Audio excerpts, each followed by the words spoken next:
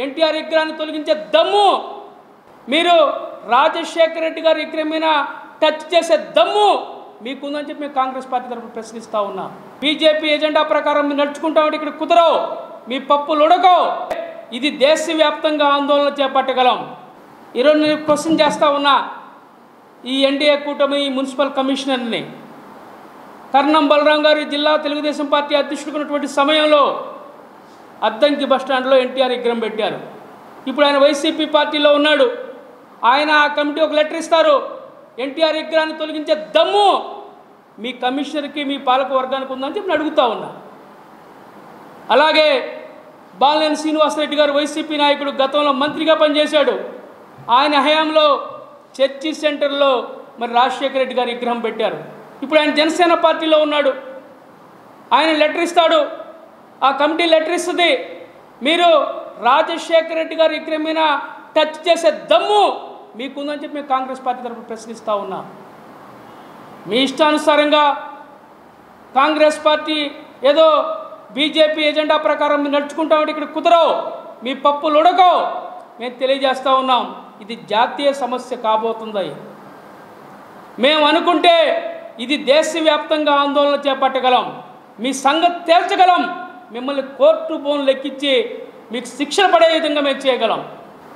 మీరు ప్రమాదాలు జరుగుతుందని చెప్పినప్పుడు ఎందుకు మాకు తెలియపరచరా? మీకు ఆ ఇంకిత జ్ఞానం లేదా? మీరు అధికారులు అయ్యి ఉండి ఎవరు ఇన్ఫ్లుయెన్స్తో ఈ పని చేస్తూ ఉన్నారు? మీరు అవసరమైతే షర్మిలారెడ్డి గారు ఒంగోలు నగరానికి వస్తారు.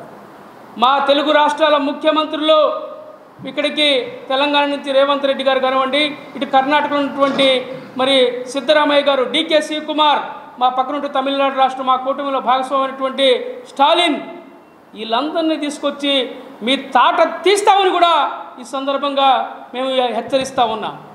ఏం తమాషా అనుకుంటున్నారా? కాంగ్రెస్ పార్టీ అంటే ఏం దిక్కులేదనుకుంటున్నారా మీరు?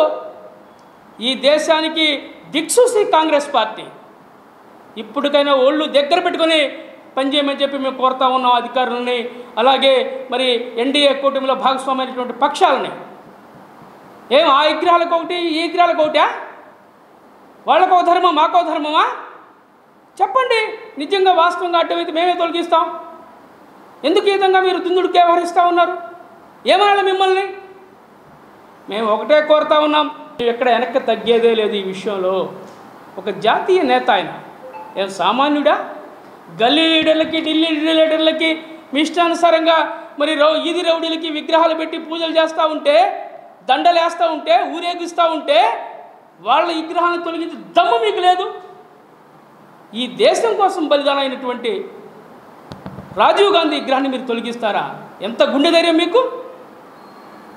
నేను ఒకటే చెప్తా ఉన్నా, ఏమంటేనే మీ పొరపాటును సర్దిద్దుకోండి.